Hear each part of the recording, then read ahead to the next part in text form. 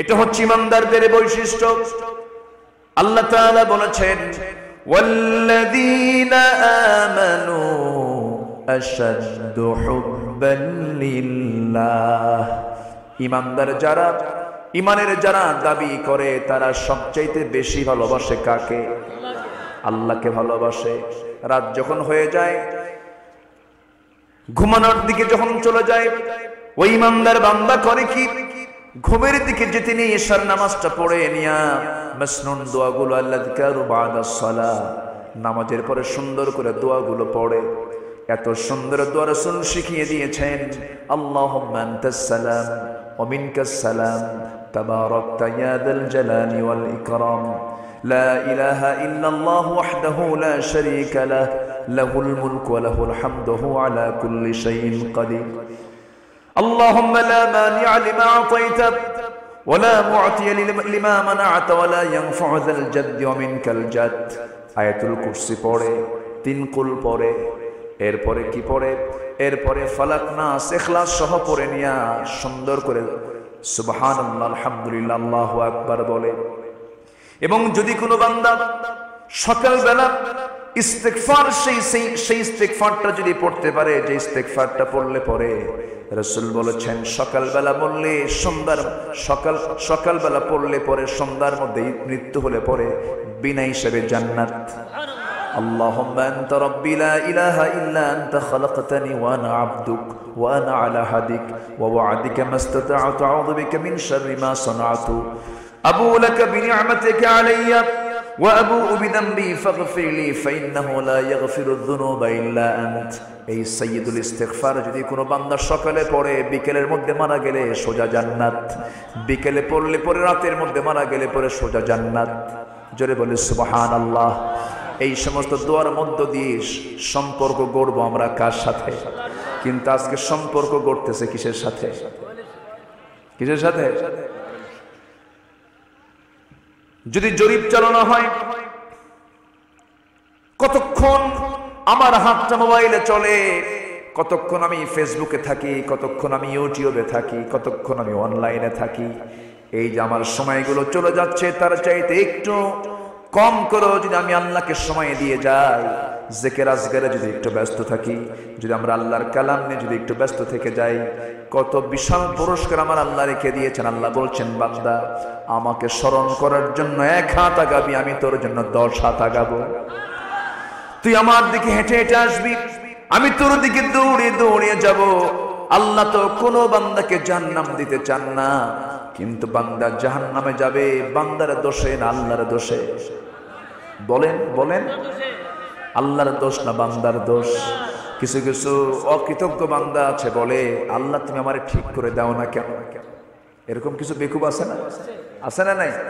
আমি কেন ঠিক হই না? তুমি তো আমার মনের মালিক। কিন্তু আল্লাহ তাআলা এই পৃথিবীতে কোন প্রাণীকে যা দেন নাই তা মানুষকে দান করেছেন। আল্লাহ তাআলা মানুষকে দিয়েছেন আকল, দিয়েছেন বিবেক, দিয়েছেন ভালো মন্দ বোঝার শক্তি, দিয়েছেন সেন্স, দিয়েছেন। কি সেন্সটা দিয়েছেন? এটা ভালো, এটা মন্দ, এটা ন্যায়, এটা অন্যায়, এটা হালাল, এটা হারাম, এটা খাদ্য, এটা অখাদ্য। এই যে পার্থক্য করার যে ক্ষমতা, এই পার্থক্য করার ক্ষমতা পৃথিবীর কোনো প্রাণীকে দেওয়া হয় নাই, দেওয়া হয়েছে একমাত্র বান্দাকে। আমার ভাইরা, গরুর সামনে যদি কোনো যুবক যুবতী জেনার কাজে লিপ্ত হয়, গরু কি বলবে? এই তোরা এখানে কি করিস? বলবে কিছু? কারণ তার মধ্যে সেই ভালো মন্দ বোঝার ক্ষমতা নাই। আমার ভাইরা, আল্লাহ তাআলা আকল দিলেন, কিন্তু আকলটাকে আমি কাজে লাগালাম না, তাহলে আমি মানুষ হলাম কেমনে? মনুষ্যত্ব প্রমাণ করার জন্য এগুলোকে কাজে লাগাতে হবে। আকলের সৌন্দর্য হলো চিন্তাশীলতা। যার আকল থাকবে তার মধ্যে চিন্তা থাকবে। জিহ্বার সৌন্দর্য হলো নীরবতা, চেহারার সৌন্দর্য হলো ইবাদত, হৃদয়ের সৌন্দর্য হলো হিংসা বর্জন করা, অবস্থার সৌন্দর্য হলো সত্যের পথে অবিচল থাকা, ইস্তেকামাত থাকা, কথার সৌন্দর্য হলো সত্যবাদিতা। যে কথার মধ্যে মিথ্যা থাকে সেই কথার কোনো সৌন্দর্য নাই। হৃদয়ের সৌন্দর্য হলো হিংসা বর্জন করা। যে হৃদয়ে হিংসা থাকে সেই হৃদয়ের সৌন্দর্য নাই। আমার ভাইয়েরা, এই যে আকলটা দিয়েছেন, আকলটাকে কাজে লাগাতে হবে। যদি কোনো বান্দা আকলটাকে কাজে না লাগায়, ভালো মন্দ যদি যাচাই বাছাই করে না চলে, ওই বান্দার হিসাব আছে না নাই? কেন হিসাব আছে? আল্লাহ তাআলা তাকে এই আকলটা দিয়েছেন। গরুকে দেন নাই, ছাগলকে দেন নাই, গরু মহিষকে দেন নাই, বিশাল বড় হাতিকেও দেন নাই। আল্লাহ তাআলা এত বড় প্রাণী হাতি বানিয়েছেন। হাতি মানুষ চালায় না, মানুষ হাতিকে চালায়। মানুষ হাতিকে চালায়। ওজনের দিক থেকে কে বেশি বড় বলেন? হাতিটাই বড়। কিন্তু জ্ঞানের দিক থেকে কে বড়? বলেন বলেন বলেন বলেন। জ্ঞান শক্তি না, গায়ের শক্তি বড় না জ্ঞানের শক্তি বড়? বলেন কিসের শক্তি বড়? এজন্য হাতির বিচার হবে না, মানুষের বলেন মানুষের বিচার হবে। ওই চিন্তা শক্তিকে কাজে লাগাবো, ওই চিন্তাকে কাজে লাগিয়ে আমরা জীবনটাকে সাজাবো। কি দিয়া বলেন? আসতে বলবেন না, কি দিয়া? কোরআন দিয়া। কোরআন দিয়ে আমাকে আপনাকে সাজতে হবে। আমার বন্ধুগণ, আল্লাহ তাআলা বান্দার জীবনটাকে সুন্দর করে সাজানোর জন্য কোরআনটা দিয়েছেন। কোথায় যাচ্ছ তুমি? এটা এমন একটা কিতাব তোমার জন্য দিয়েছি, তোমার জীবনের শুরু থেকে নিয়ে মৃত্যু পর্যন্ত তোমার জীবনের প্রত্যেকটি অঙ্গনে যখন যেটা প্রয়োজন হবে, কোরআন নামক আয়নায় তুমি তোমার চোখ রেখে দেবে। সমস্ত ফয়সালা আমি আল্লাহ এই কিতাবের মধ্যে করে দিয়েছি। কোনটা খাবা, কোনটা খাবা না, কোনটা আবাদ করবা, কোনটা আবাদ করবা না, মাটির ফসফরাস, ক্যালসিয়াম, ম্যাগনেসিয়াম সবকিছু মাটির মধ্যে দিয়ে দিয়েছি। মাঝে মাঝে গর্জন দিয়েছি, মেঘমালা থেকে গর্জন আসে। এই যে বিশাল বড় বিজলি চমকায়, এক একটা বিজলি চমকারের মধ্যে দিয়ে লক্ষ লক্ষ মেট্রিক টন ইউরিয়ার কাজ আমি মাটির মধ্যে করে দেই। জোরে কোন সুবহানাল্লাহ। সবকিছু আমি দিয়ে দিলাম। এই জমিনে তুই আবাদ করবি, আমার নিয়ামতগুলো খাবি বান্দা, কিন্তু কোনটা খাবি কোনটা খাবি না তার ফয়সালা কোরআনে আছে না নাই? আল্লাহ বলছেন, বান্দা তুই খাবি কি? তুই খাবি তোর দেহের জন্য যেটা কল্যাণকর, তোর দেহের জন্য যেটা ব্যালেন্স, সেটাই তোর খাওয়া যাবে। তুই খাবি পানি, ডাবের পানি খা, এমনি ন্যাচারাল পানি তুই পান কর, কিন্তু মদ্যপান করা যাবে না। মদ্যপান করা যাবে। আমার ভাইয়েরা, আমার বন্ধুগণ, এখানে তিনটা বিষয় বলা হয়েছে। 8টা বিষয়ের চাইতে 3টে বিষয়কে বেশি প্রাধান্য দিতে হবে, আল্লাহকে, রাসূলকে আর জিহাদকে। জিহাদ শব্দের সঙ্গে অনেকে সন্ত্রাসী, জঙ্গি লাগায় দেওয়ার চেষ্টা চালায়, আছে না নাই বলেন?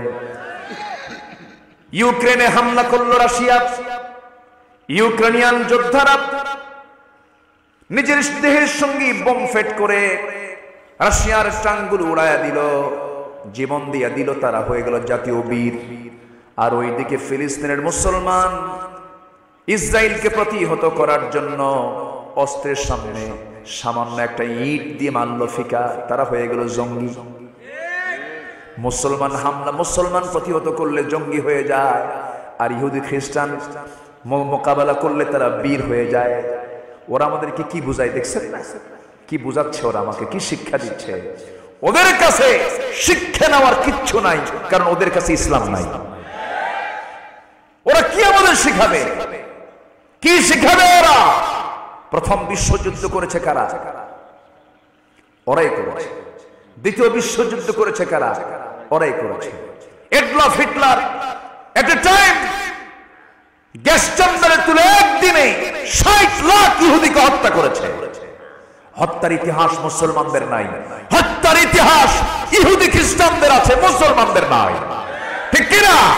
অতএব ওরাই হচ্ছে প্রেজেন্ট ওয়ার্ল্ডের সবচেয়ে বড় সন্ত্রাস।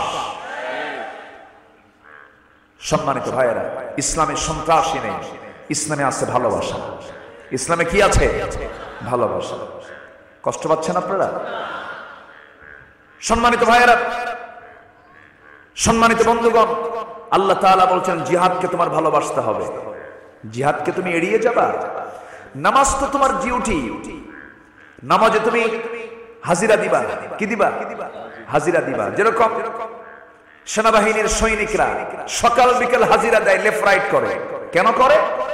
বহির্শত্রুর আক্রমণ থেকে দেশকে রক্ষা করার জন্য তারা বডির ফিটনেস ঠিক রাখে। ঠিক তেমনি মুসলমান, তুমি নামাজ পড়ে আল্লাহকে বোঝাচ্ছ আমি তোমার অনুগত বান্দা, তোমার দিন এই জমিনে কায়েমের জন্য আমি সর্বক্ষণ প্রস্তুত জিহাদ করার জন্য। এটা তোমার ডিউটি, এটা তোমাকে করতে হবে। তুমি এটা করবা না, তাহলে নামাজ পড়বা আর তসবিহ জপবা আর গাঁজা মদ যা চলে চলুক, আমি কিচ্ছু কব না। তুমি মুনাফিকের দলের সদস্য হয়ে বসে আছো, ঠিক কিনা?